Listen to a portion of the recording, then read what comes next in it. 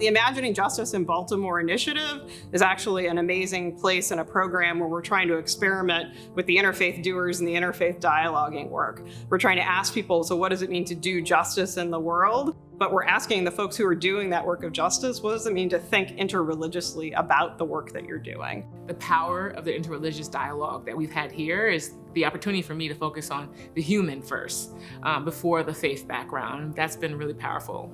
This year, in Imagining Justice in Baltimore, we're talking about water justice. Access to clean, safe drinking water is core to human existence. All of our religious traditions call individuals to build just societies or just communities. I think why it's really great for the Jewish tradition to focus on water justice in Baltimore City is that the three seminal moments in the narrative of Jewish identity includes water. The creation, the flood, and the Exodus. And you see both the destructive and life-affirming power of water in each of those narratives. The Jewish conversation moved me the most around the Torah being water. That just really, really touched me in a way that I was not expecting.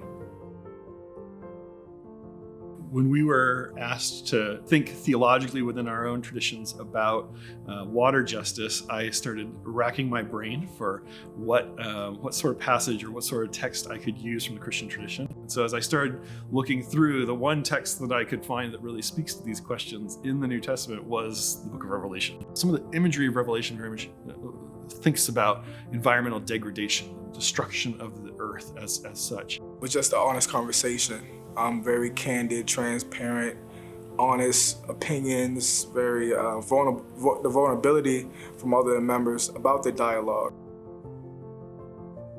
I'm looking at Noah in the context of water and water justice because Noah is a prophet whose society, both metaphorically and literally in the Quranic narrative and indeed in Judeo-Christian scripture as well, the society is destroyed by water. So we have this understanding of water as a mercy and as a revelation that is meant to sustain life. So then why is water also destructive? How does it destroy? And that's one of the main reasons I wanted to explore Noah in this context.